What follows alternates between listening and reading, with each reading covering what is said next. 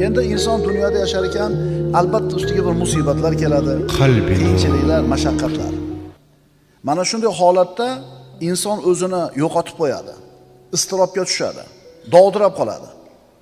Mana shunday holda nima ish qilish kerakligini bilmay qoladi. Ammo mu'min mana shunday holatda Robbisi tomonidan yuboriladigan sakinatga ega bo'ladi, u xotirjam bo'ladi. Mana shunday bir mashaqqat, qo'rquv, xavotir, vahima kelgan paytda mu'min banda Allohga qanchalar yaqin bo'lsa, islomida, iymonida qanchalar mustaqim bo'lsa, taqvosida qanchalar mustahkam bo'ladigan bo'lsa, shunga yarasha Alloh taolo unga sakinatni tushiradi. Xotirjam bo'ladi. Kim aytgani bo'ladi deydi? Alloh aytgani bo'ladi deydi. Hammani boshini qo'tirib qo'ygan, hayron qoldirgan, aqllarni qulflab qo'yadigan balolar, musibatlar kelganda Alloh o'zini mana shunday taqvoli mo'min bandasini qalbiga sakinatni tushiradi. Ana shu sakinat sababli mo'min xotirjam turadi, dovdirab qolmaydi. Mana payg'ambarimiz sollallohu alayhi vasallamning hijrat kunini eslaylik. Rasululloh sollallohu alayhi vasallam 10 dan ortiq sababni qilib esolomon Madinaga yetib olishligi uchun 10 dan ortiq sababni qildilar, g'orda o'tiribdilar. Lekin bu sabablarni bittasi ham foyda qilmadi. Quraysh o'sha g'orda oldiga bordi. Rasululloh sollallohu alayhi vasallam va Abu Bakr Siddiq radhiyallohu anhu ularning oyoqlarini ko'rib turishar edi. Shunda Abu Bakr Siddiq xavotirga tushdi, yig'ladi. Nimaga yig'layapsiz ey Abu Bakr? Ya Rasululloh, agar engishib bittasi oyog'ini tagiga qaraganida bizni ko'rib qolar edi. Payg'ambarimiz nima dedilar? Mana Alloh tomonidan tushirilgan sakinatki, iz yaqulu li sohibihi la tahzan, innalloha ma'ana. O'shanda o'zining sohibiga aytgan edi, mahzun bo'lmang, zero Alloh biz bilan birgadir. Mana haqiqatan qo'rquv holati, xavotir. 10 ta odammi, 20 ta odammi mushriklar chiqib g'orda oldiga kelishdi. Izlar shu g'orga kirib ketayotganligini ko'rishdi. Lekin bittasi engashib qaramadi. Mana shunday bir xatarli holatda qalbida sakinati bor payg'ambarimiz sollallohu alayhi vasallam o'zini hamrohini nima qilyaptilar? Tinchityaptilar. Xotirjam bo'ling. Ma zannuka ya Abu Bakr bi isnayn, Allohu salisuhuma. 3-sherigi Alloh bo'lgan 2 ta odam haqida qanday gumondasiz ey Abu Bakr? Ana sakinat. Xandaq kuni, Hunayn kuni, Hudaybiya kunlari. Bularni bari musulmonlar uchun mashaqqatli, istirobli, qo'rquvli kunlar edi, shiddatli kunlar edi. Alloh hammamizni o'zini ofiyatda saqlasin, lekin bandamiz boshimizda har xil kunlar bor. Mabodo mana shunday bir mashaqqatli, qo'rquvli kunlar kelib qoladigan bo'lsa, agar biz mo'min bo'ladigan bo'lsak, chinakam mo'min bo'ladigan bo'lsak, Alloh tomonidan albatta sakinat keladi. Qalbimiz xotirjam bo'ladi. Birodarlar, biz namoz haqidagi ilmni bir o'rganamiz, bo'ldi. U o'zgarmaydigan ilm. Sarf, nahv, arab tili grammatikasini o'rganamiz, bo'ldi. Qiyomatgacha bir xil turadi. Ro'zani fiqhini o'rgandik, zakotni fiqhini o'rgandik, tamom, bu o'zgarmay bir xil turadi. Ammo birodarlar, nafs tarbiyasi, qalb tarbiyasini ilmi juda ham muhim. Chunki qalb bir xil turmaydi hech qachon. Doim nima bo'lib turadi? O'zgarib turadi. O'zichi bu nafs tarbiyasi bilan, qalb tarbiyasi bilan jiddiy shug'ullanaman degan odamga juda ham oson retsepti bor. Nafs xohlayotgan narsani qilmaysiz, xohlamayotgan narsani qildirasiz. Bo'ldi. Nafs nima deyapti hozir? 8 rakatdan keyin. Ha, endi bunday kekirtadan shunday ushlasangiz, o'lib qolmaydi. Bir joyi uzilib tushmaydi. Endi o'sha kekirtadan usholmagan, nafsini gapiga kirgan odam shattirib chiqib ketaveradi. Lekin urishmayapmiz. Kelganlarga rahmat, 8 rakatga bo'lsa ham. Kecha ham aytdim bu narsani. Faqat endi o'sha 8 rakatga loyiq ekansizlar, u yog'iga tura olmayapsizlar. Endi 20 rakat turganlar shunga loyiq bo'lganligi uchun turibmiz emas. Yo'q, Alloh bizni shu yerga turgizib qo'yapti. Alloh shu yerda turadigan quvvatni beryapti, sakinatni beryapti turibmiz. Tushundinglarmi ukalar? Nafsni tarbiyasini formulasi juda ham oson. Agar ikki og'iz gap bilan gapirish kerak bo'lsa, u xohlayotgan ishni qilmaysiz, xohlamayotgan ishga majbur qilasiz. Bo'ldi. Bir kun qiylanasiz, 2 kun olishasiz nafsingiz bilan, 3 kun olishasiz shaytoningiz bilan, keyin nafs ko'nikib qoladi. To'g'rimi, sigaret tashlagan akalar? 3 kun 4 kun qiylangansizlar, keyin nima bo'ldi? Ana shu sakinat birodarlar. Bizni Allohga bo'lgan iymonimiz, ixlosimiz va istiqomamizga bog'liq bo'ladi. Shuni unutmaslik kerak. Qanchalar Alloh yaxshi ko'rgan taqvoli banda bo'lasiz, shu sakinat shuncha ko'proq tushadi sizga. U sakinat kimga beriladi? Rohatli, yengil, oson kunlarida Allohni tanigan mo'minlarga. Yengil, farog'atli kunlarda Allohni tanigan bandalar, bunaqa bandalarning ustiga mashaqqat kelsa, shu kunlarda Alloh taolo ularni taniydi, biz aytayotgan sakinatni beradi.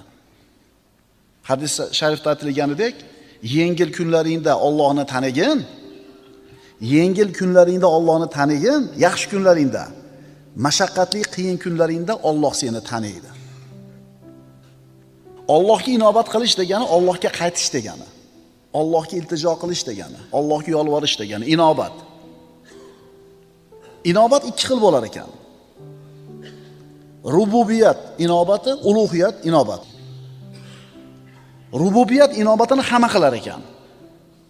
Mo'minmi, kofirmi, erkakmi, ayolmi, olimmi, omimi, boymi, kambag'almi, millati, irqi qanaqa bo'lishidan qat'iy nazar odam zoti borki, rububiyat inobatini qiladi, iltijosini.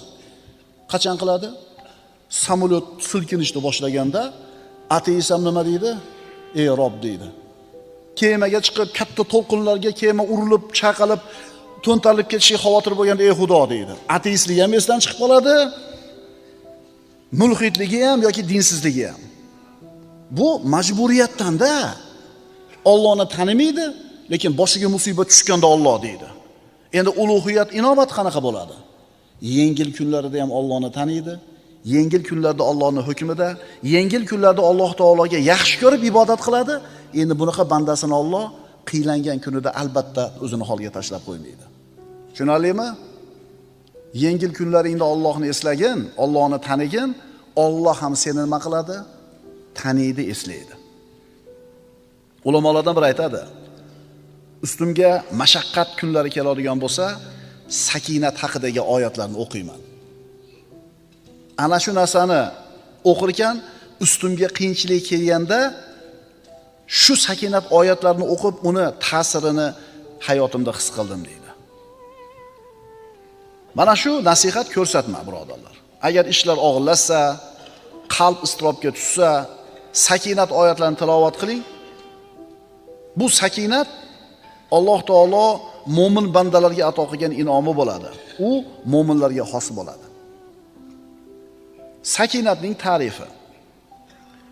Sakinatning asli xotirjamlik va viqor. Xotirjamlik va viqor. Masalan, falonchi odamda sakinat bor desa, demak uni qalbi xotirjam, ichi xotirjam, ustida viqor bor. Haybat bor, salobat bor. Baqir-chaqir qilish, qo'rqish, yig'i solish, asablarda buzilishi bu birodarlar sakinatni ziddi. Sakinatni nozik ta'rifi. Qalbda xotirjamlik va a'zolarda sokinlikni bor bo'lishi. Insonning ichi ham osoyishta, tashqi ham osoyishta. Bilasizmi, shunday bir aktyor odamlar bor. Asabi o'lgan, g'azabi qaynab turibdi. Ichida vulqon qaynab turibdi-yu, ammo tashqarisida xotirjam turadi. Biz bunaqa, bu aktyor bu.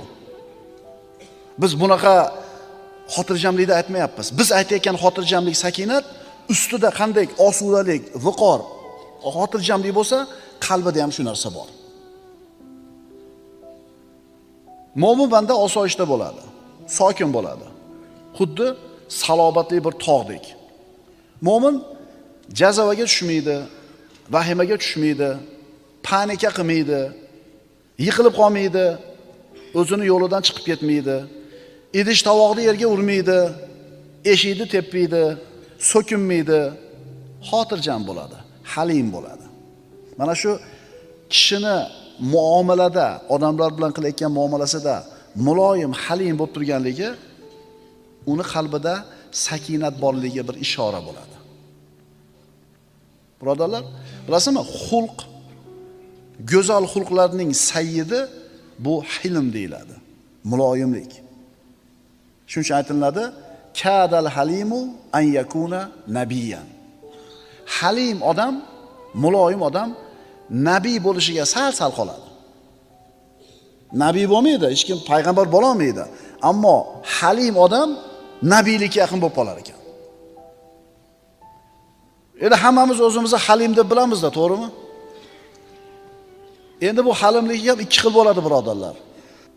Kimdir Alloh taolo shu halim qilib yaratib qo'ygan, tabiati muloyim, yumshoq odam bo'ladi.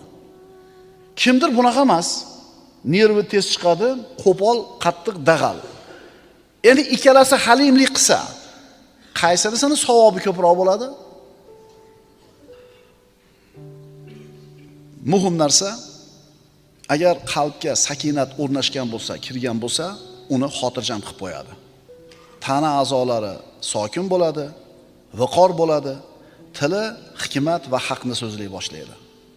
U bilan yolg'on, fahsh, botil, bekorchi so'zlar orasi to'silib qoladi.